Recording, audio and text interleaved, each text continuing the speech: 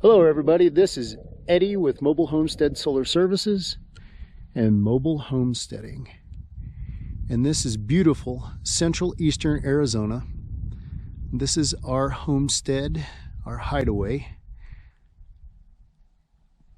I thought I'd give you guys a view. Actually, right over there about 5 miles is New Mexico.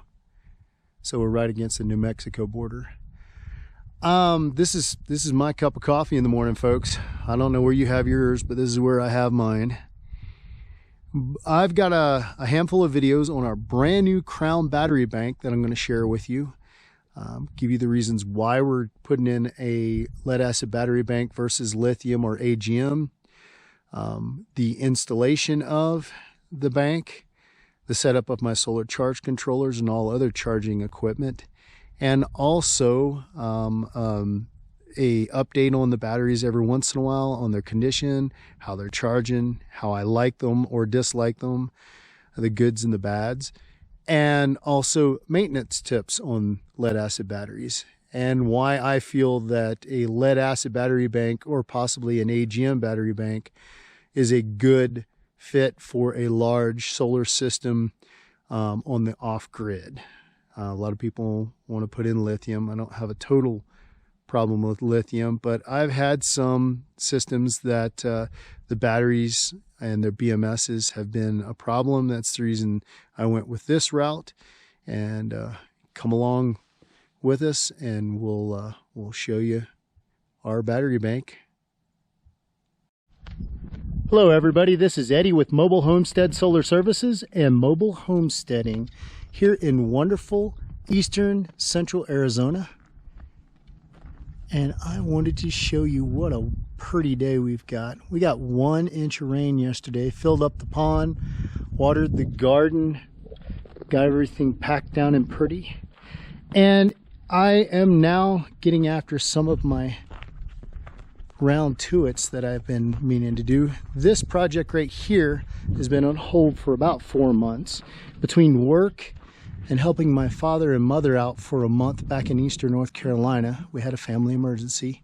We are now going to install our Crown L16 battery bank, 1700 amp hours. Now, Chip at Crown Battery, Fremont, Ohio, which is actually one of the few American-made batteries, has gifted this battery bank to me with the sole purpose that I just be honest and tell you guys what I think of the product and its purpose and how it's going to go into the mobile homestead. You know, there's a lot of reasons I'm going to a lead acid battery bank. Now, this isn't old technology. This is new technology with the lead acid batteries. These batteries are not, you know, just your typical Energizer battery you pull off of the doggone shelf in Walmart. These are very sophisticated, well-made, deep cycled, renewable energy batteries, and these are actually the Crown Renewable Clean Energy Battery. One of the things I like about them, they have, I'll look over here, I have a Pro Eye, which gives you a real quick idea of what the battery's doing and what the voltage is, or not voltage, but what the condition of the battery is. I had a unique experience with these batteries because I had to go back to North Carolina for an emergency.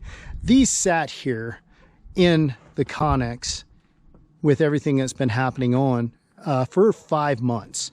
So 5 months these batteries have not had a charge. They've just been sitting stagnant.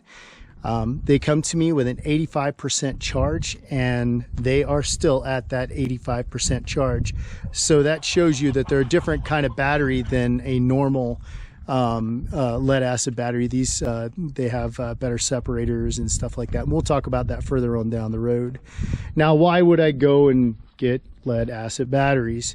Wet cells, old technology, right? Well, not necessarily. First thing is the lead acid battery has one of the best records for recycling. So when these batteries become to the end of their life cycle, they will be able to be recycled 90 between 96 to 98%. And the other thing is these batteries do not have chips on them. They do not have control systems. The only thing that has to be controlled is me making sure that they have the proper amount of electrolyte fluid in them. And the second thing is making sure that I've set up my charge controllers and stuff of that nature the correct way. These are very reliable, very long lasting, and we're going to go through that in videos in the future. So this is step one video. I'm just showing you this to you so that you can see what we got ready to go into the mobile homestead. The next video will be the installation, and then I'm going to do some explanations of why I'm doing this. And then also we will do the setups on the solar charge controllers and maintenance on these type batteries. So you guys have a wonderful day. God bless and happy trails.